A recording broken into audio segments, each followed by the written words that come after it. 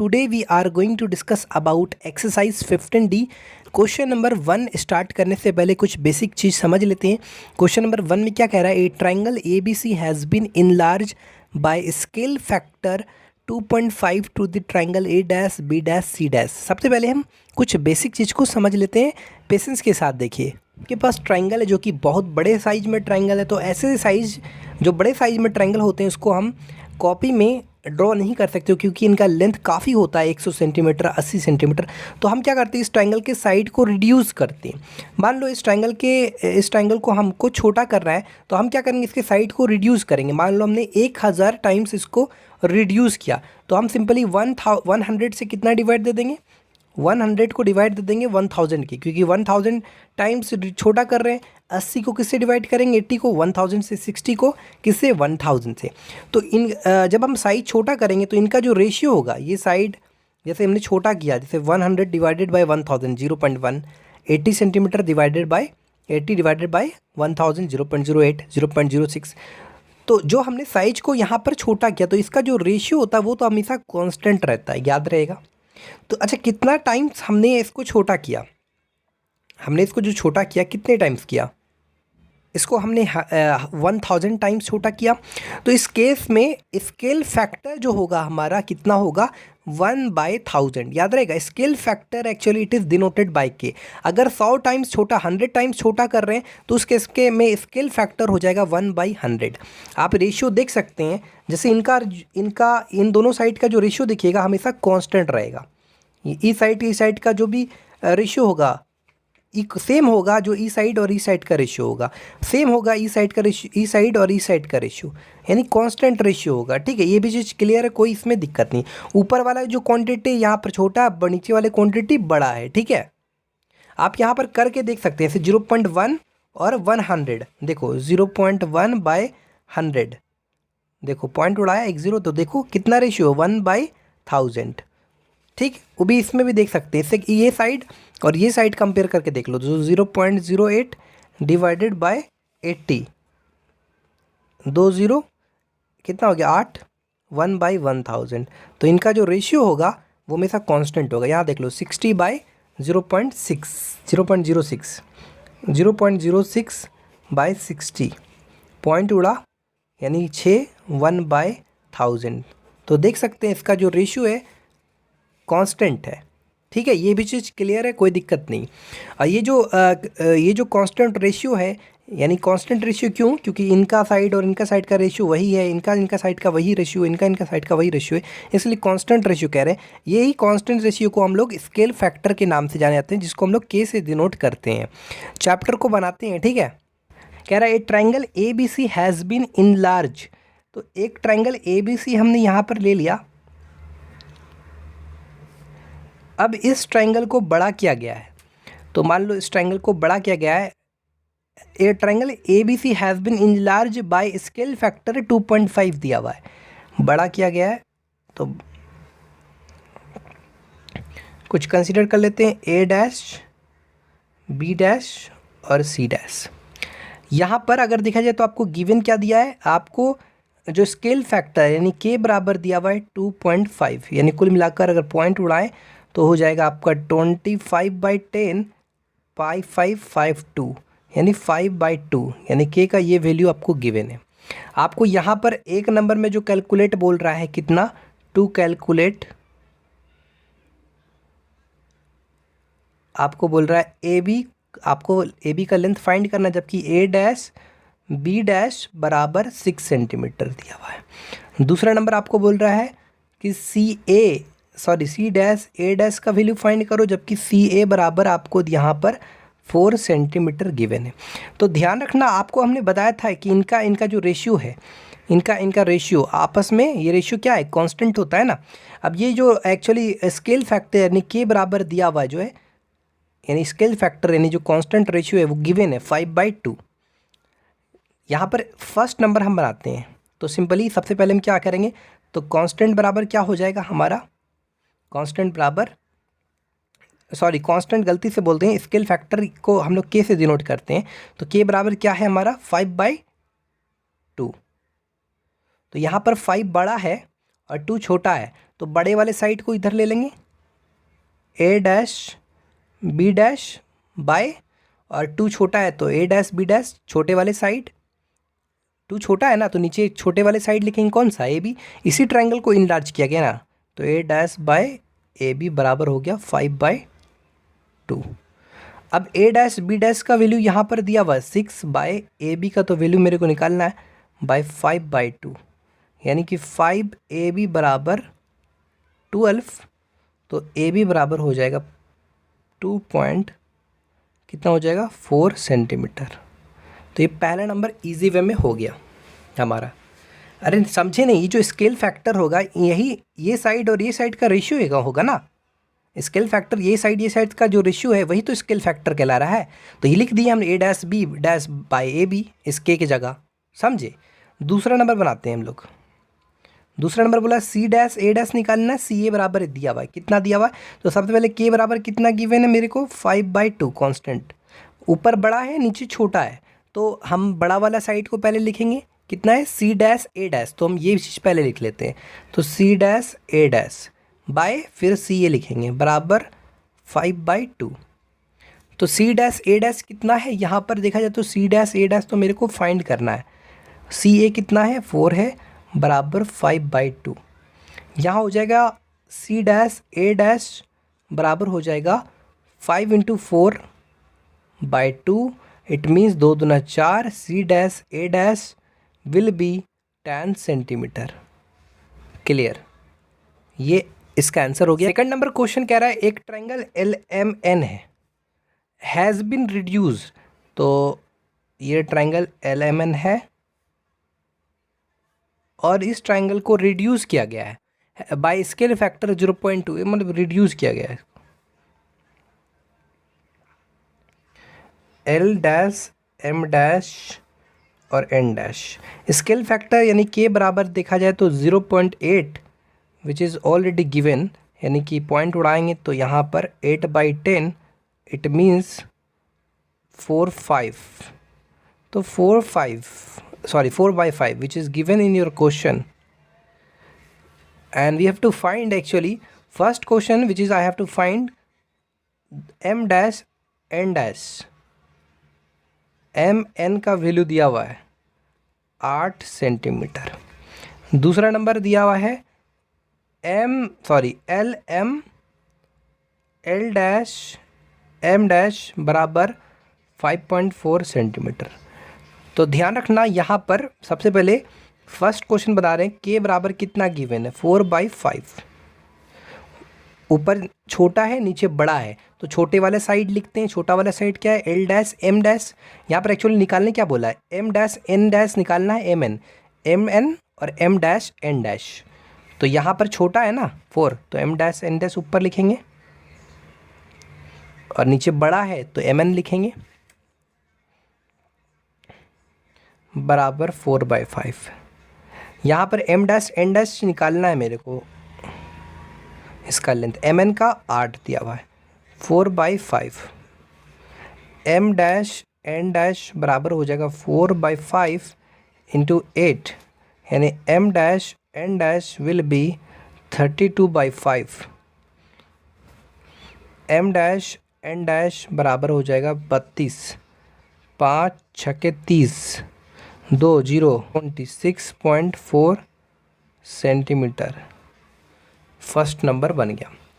दूसरा नंबर है आपका, ऐसे तो के बराबर 4/5 तो वो तो लिखना ही पड़ेगा क्योंकि वो तो गिवन है, यहाँ पर ऊपर में छोटा है नीचे में बड़ा, तो एल एम और एल डैश एम डैश देखो, एल डैश एम डैश देखो, एल एम और L dash M dash, L dash और एम, एक मिनट, एल एम और एल, ये वाला साइड और ये वाला साइड छोटा है ऊपर तो हम छोटा लिख देते हैं, L dash M dash by L M बराबर 4/5, तो यहाँ पर 5.4 which is given by L M बराबर 4/5।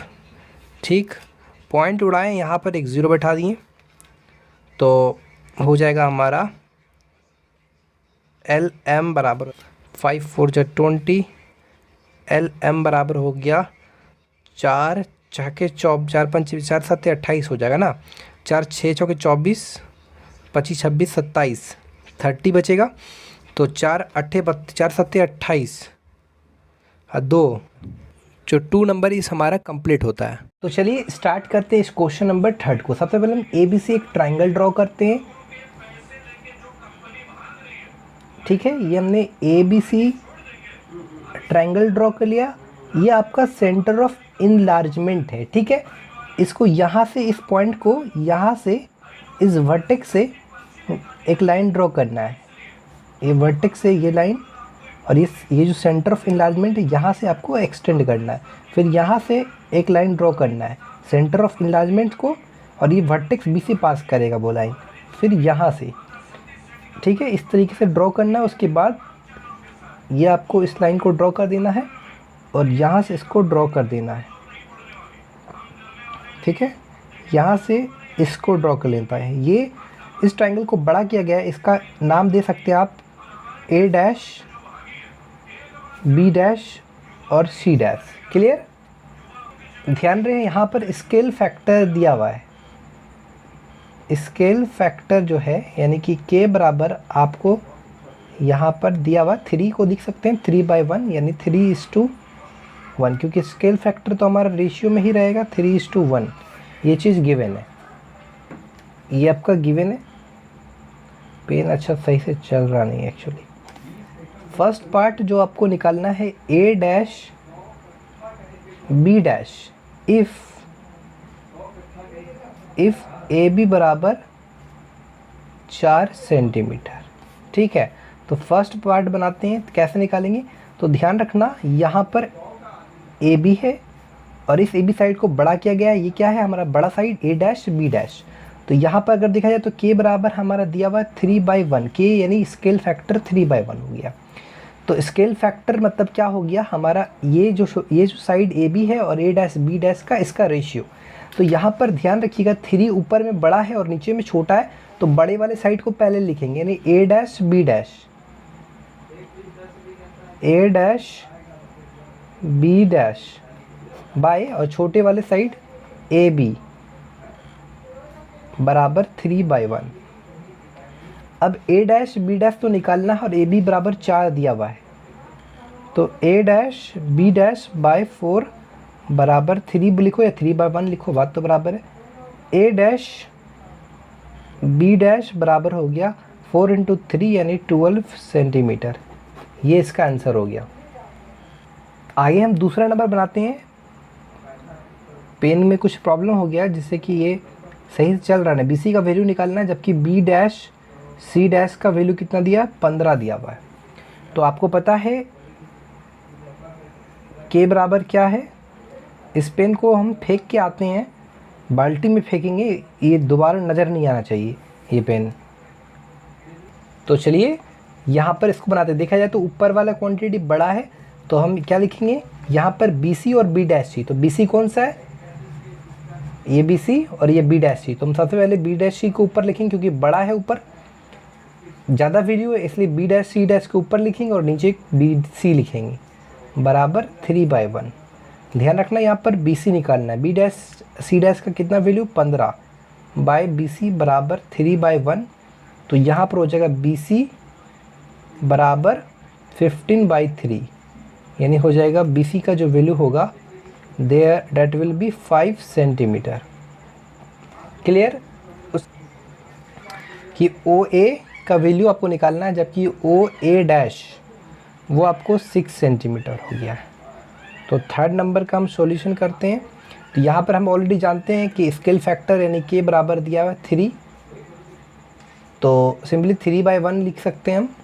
3 लिखो 3/1 लिखो, बात तो बराबर है, कोई दिक्कत नहीं। तो यहाँ पर OA और O डैश A, ये आपका O है, सेंटर ऑफ इनलार्जमेंट O। तो OA और O डैश A, तो देख सकते हैं OA बड़ा है या O डैश A बड़ा, तो O डैश A बड़ा है, तो O dash A by OA बराबर 3/1। तो यहाँ पर O डैश A कितना है? 6/OA।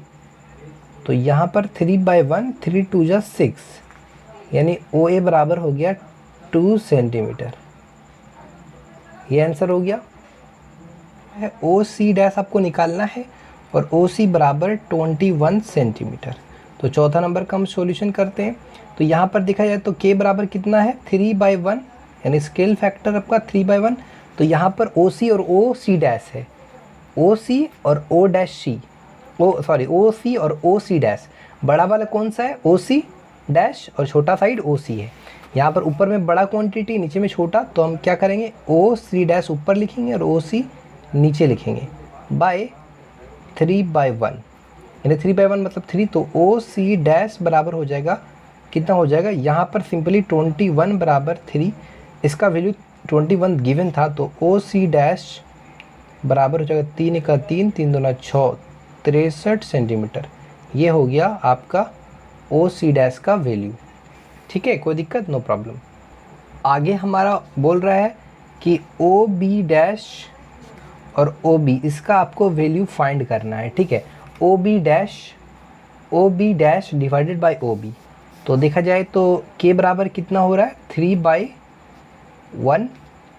तो simply O B dash by O B, O B dash by O B. O B dash क्या है बड़ा है और ये ओ बी क्या है छोटा, तो ऊपर बड़ा लिखेंगे और नीचे छोटा। तो O B dash by O B का वैल्यू जाएगा 3/1, मतलब कहीं ना कहीं 3। क्लियर, कोई दिक्कत, नो प्रॉब्लम। इसका आंसर हो गया 3 हमारा।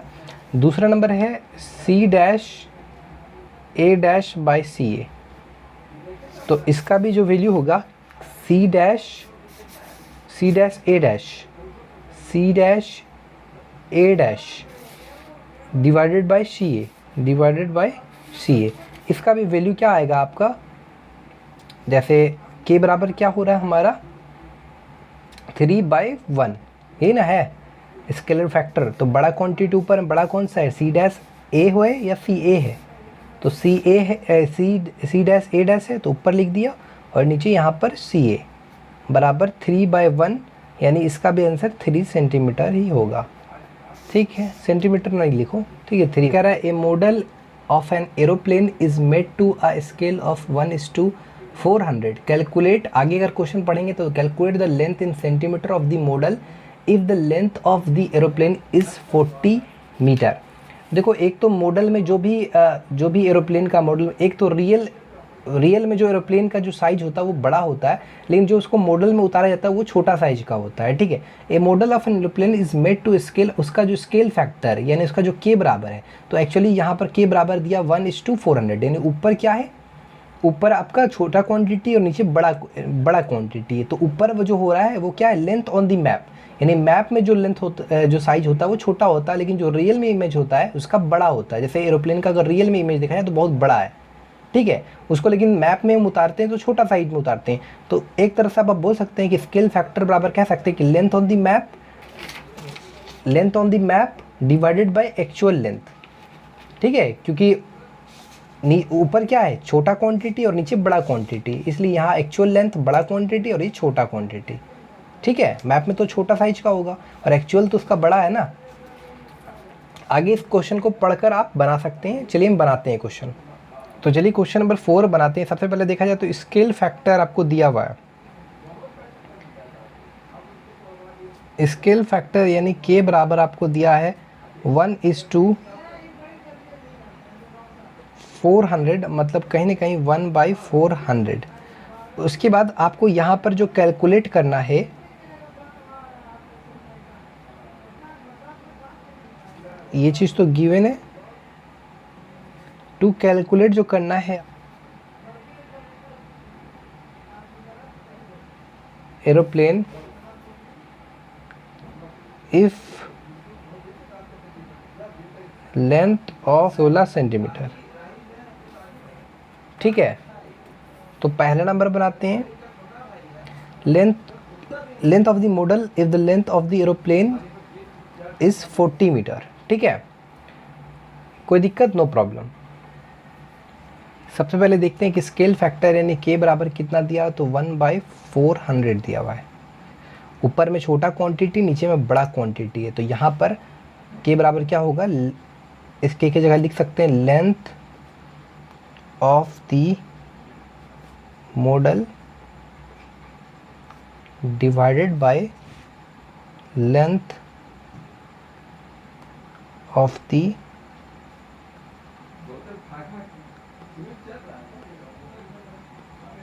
एरोप्लेन 1/400। ध्यान दीजिएगा, ऊपर छोटा क्वांटिटी नीचे बड़ा क्वांटिटी, इसलिए लेंथ ऑफ द एरोप्लेन जो होगा वो बड़ा होगा। ठीक है, यहाँ पर length of the model divided by कितना, length of the aeroplane is 40 metre दिया हुआ है, 1 मॉडल वो हो जाएगा 40/100, सॉरी 400, 00 यानी कुल मिलाकर 1/10 सेंटीमीटर। लेकिन इसको आपको लाना किस में, सॉरी 1/10 मीटर, आपको लाना किस में, इसमें सेंटीमीटर में।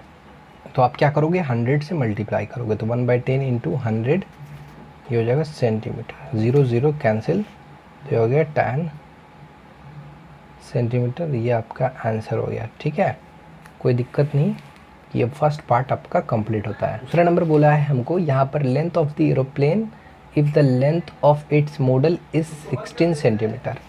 तो सेकंड पार्ट भी उसी तरह बनाएंगे। यहाँ पर हमको पता है कि k बराबर कितना है, 1/400। तो यहाँ पर हो जाएगा length of the model divided by length of the aeroplane, ये हो जाएगा 1/400। तो यहाँ पर लेंथ ऑफ द एरोप्लेन आपको फाइंड करना है। लेंथ ऑफ इट्स मॉडल दिया हुआ 16 सेंटीमीटर, तो 16 by length of the aeroplane हो जाएगा, वो हो जाएगा 400, 16 चौके 6400। तो ये ध्यान रखना, यहाँ पर आपको जो आंसर लाना है इसको मीटर में लाना है, लेकिन यहाँ पर जो आ रहा है सेंटीमीटर में आएगा। अब इसको मीटर में तब्दील करना है, तो 6400। अब देखो छोटा है सेंटीमीटर तो छोटा होता है ना, छोटा से बड़ा अगर हम कर रहे हैं, मीटर में ला रहे हैं, तो हम क्या करेंगे, 100 से डिवाइड करेंगे, मल्टीप्लाई नहीं करेंगे। तो डिवाइड दे दिए, ये आ गया मीटर में, तो यहाँ पर 64 मीटर आंसर हो गया। ठीक है, कोई दिक्कत, नो प्रॉब्लम। करोगे तो दिया हुआ the dimension of the model of a multi storey building are इतना, if the scale factor is इतना, find the actual dimension of the building. तो यहाँ पर मॉडल, उसका जो मॉडल का जो डायमेंशन है वो दिया हुआ, उसका लेंथ दिया हुआ है आपको 1.2 मीटर, ब्रेथ दिया हुआ है उस मॉडल का, लेकिन उसका जो एक्चुअल क्या उसका डायमेंशन है वो मेरे को नहीं पता है। वो आपको यहाँ find the actual dimension of building आपको निकालना है। सी बराबर आपको दिया है यहाँ पर 2 मीटर। ठीक है, ये 1.2 मीटर में है, सेंटीमीटर में, और ये मीटर में, ये मीटर में दिया, तो इसको भी मीटर में कर लेते हैं। तो सेंटीमीटर को मीटर में करने के लिए हम क्या करते हैं, इसको 100 से डिवाइड कर देते हैं। तो 75/100 मीटर, यानी कि आपका आगे 0.75 मीटर है। ठीक है, उसके बाद यहाँ पर बोला है कि स्केल फैक्टर गिवन है, स्केल फैक्टर यानी आपको k बराबर यहाँ पर गिवन है, कितना गिवन है, तो 1:30 दिया हुआ है, यानी कुल मिलाकर बोला जाए तो 1/30। ठीक है, और यहाँ पर बोला है आपको find the actual dimension of the building. Clear, ये ऊपर वाला देखा जाए तो ये लेंथ ऑफ बिल्डिंग है और ये एक्चुअल लेंथ ऑफ बिल्डिंग है। ठीक है, ये चीज़ तो क्लियर समझ में आ रहा है। तो यहाँ पर क्योंकि यहाँ पर आपका मल्टी स्टोरीड बिल्डिंग है और लेंथ भी है, ब्रेथ भी है और हाइट है, जाहिर सा बात है तीनों चीज़ होगा डायमेंशन में। तो इसके लिए आपको ये कहीं ना कहीं ये आपका क्यूबॉइड का एक फॉर्म बन जाता है। तो उस केस में जो फॉर्मूला हमारा हो जाएगा, यानी जो स्केल फैक्टर बराबर होगा length of the building, sorry length of the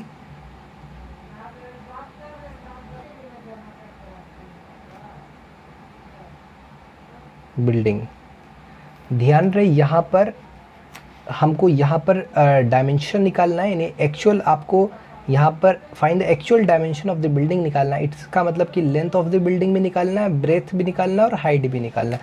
एक बार इसको इसके इक्वल रखते हैं, तो k बराबर रखेंगे एक बार length of the modal divided by length of the building। तो लेंथ ऑफ द मॉडल जो भी है वो डाल दो एक बार, कितना है 1.2 मीटर। के का वैल्यू कितना है, यानी कि आपका स्केल फैक्टर 1/30 और ये आपका 1.2 है। तो लेंथ ऑफ द बिल्डिंग या इसको बोलो actual length of the building, ठीक है, ये निकल जाएगा। लेंथ ऑफ द बिल्डिंग कितना हो जाएगा, ये हो जाएगा आपका लेंथ ऑफ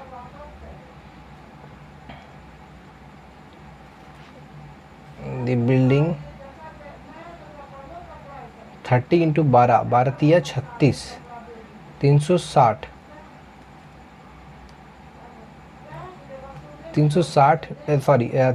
नहीं 36 मीटर हो जाएगा। तो लेंथ निकल गया। आप उसी तरह एक बार इसको इसके इक्वल, एक बार इसको इसके इक्वल, तो आपका डायमेंशन निकल जाएगा। डायमेंशन निकलना मतलब लेंथ, ब्रेथ और हाइट तीनों निकल जाएगा।